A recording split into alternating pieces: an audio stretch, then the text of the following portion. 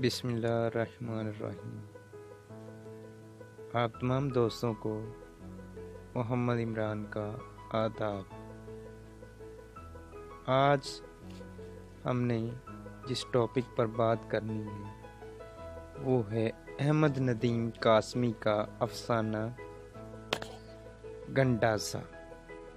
अहमद नदीम कासमी के हवाले से पहले बात करते चलते हैं।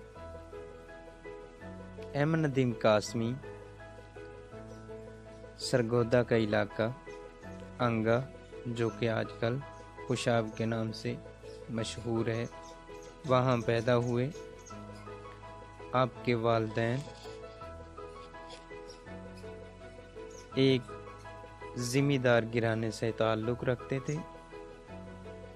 आपने वहाँ पर परवरिश पाई। इसके बाद आपका जो ज़ौक़ पैदा हुआ वो गज़ल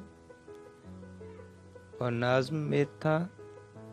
इसके बाद अफसाना की तरफ आए। आपने जिस सिनफ़ अदब में नाम कमाया वो था अफसाना और गज़ल।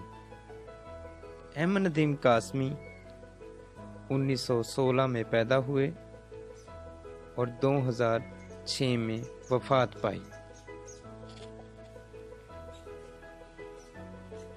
उनके अफसानवी मजमूए जो हैं वो हैं नीला पत्थर, कपास का फूल, घर से घर तक, बरगे हिना, बाज़ारे हयात, सुन्नाटा, दरो दीवार, आस पास, आबले, आंचल, सीलाबो गर्दाब, तलुओ गरूब, भगोले, चौपाल।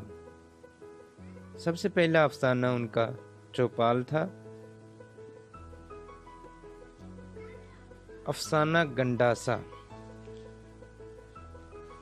गंडासा अफसाना बेसिकली देहाती जिंदगी पर लिखा गया है, देहाती कल्चर पर लिखा गया है। गंडासे में एक मौला बख्श होता है जिसको मौले के नाम से शोहरत मिलती है।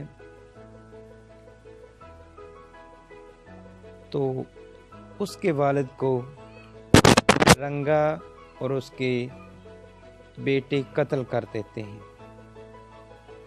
तो उसकी माँ कहती है अपने वालिद के कातलों को तुम भी कत्ल कर दो या उसका बदला चुका दो। तो इसके बदले में वो मौला, जो कि एक निहायत शरीफ आदमी होता है, वो अपनी दुश्मनी को पालता है और अपने वालिद के दुश्मनों को कत्ल कर देता है और एक बुरा करैक्टर बनकर मुआशरे के सामने आ जाता है। और इस तरह चलते हुए वो ख़ानदान के ख़ानदान मिटते चले जाते हैं और उनके दरमियान दुश्मनियाँ पैदा हो जाती हैं। गंडासे में जो किरदार हैं उसमें मौला है, मौला के एक दोस्त जिसका नाम ताजा होता है, और मौले के दुश्मन जिसने मौले के बाप को कत्ल किया होता है उसका नाम रंगा होता है। रंगे के 3 बेटे होते हैं, कादर, बुल्ले और गुल्ले। तो मौला बख्श रंगा को कत्ल करता है, फिर उसके बेटे को कत्ल करता है। तो ये सिलसिला तवील चला जाता है। तो अहमद नदीम कासमी ने इस अफसाना को देहात का मुआशरती रंग देने की कोशिश की है और बड़े ही अहसन पहराए में उन्होंने इसकी मंजरकशी की है। और इस तरह चलते हुए जब इंसान गुनाह करते हुए, दुश्मनियाँ करते हुए थक हार जाता है तो फिर अल्लाह ताला से गुनाहों की माफ़ी मांगता है اور روتا ہے اپنے من کا بوجھ ہلکا کرنے کے لیے۔ تو آخر میں جب رنگے کا ایک بیٹا بچ جاتا ہے، وہ رنگے کے سامنے آتا ہے، اور جب سامنے آتا ہے تو مولا بخش کو وہ تھپڑ مارتا ہے۔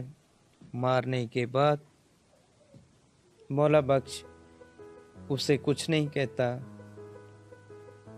اور کچھ نہ کہتے ہوئے ایک سائیڈ پر بیٹھ جاتا ہے۔ اس کی ماں آتی ہے، وہ کہتی ہے مولے تم نے اپنا گنڈاسا نہیں اٹھایا، تم نے اسے قتل نہیں کیا۔ تو مولا رو رہا ہوتا ہے، اس کی ماں کہتی ہے مولے تم رو رہے ہو؟ تو آگے سے مولا اپنی بے بسی کو اس طرح سے بیان کرتا ہے کہ اب میں روں بھی نہیں۔ اس طرح احمد ندیم قاسمی کا گنڈاسا اختتام پذیر ہوتا ہے۔ اللہ حامی ناصر۔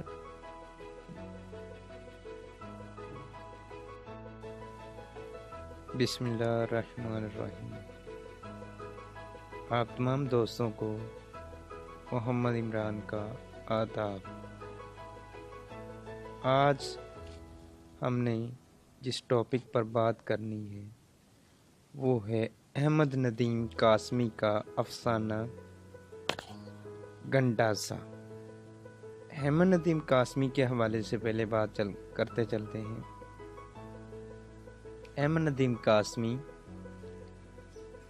سرگودا کا علاقہ انگا، جو کہ آج کل خوشاب کے نام سے مشہور ہے، وہاں پیدا ہوئے۔ آپ کے والدین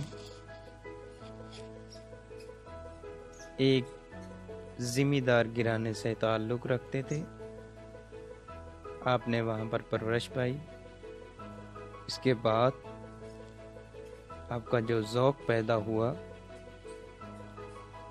وہ غزل اور نظم میں تھا۔ اس کے بعد افسانہ کی طرف آئے۔ آپ نے جس صنف ادب میں نام کمایا وہ تھا افسانہ اور غزل۔ احمد ندیم قاسمی 1916 میں پیدا ہوئے اور 2006 میں وفات پائی۔ ان کے افسانوی مجموعے جو ہیں وہ ہیں نیلا پتھر، کپاس کا پھول، گھر سے گھر تک، برگ ہنا، بازار حیات، سناٹا، در و دیوار، آس پاس، آبلے، آنچل، سیلاب و گرداب، طلوع و غروب، بگولے، چوپال۔ سب سے پہلا افسانہ ان کا چوپال تھا۔ افسانہ گنڈاسا۔ گنڈاسا افسانہ بیسیکلی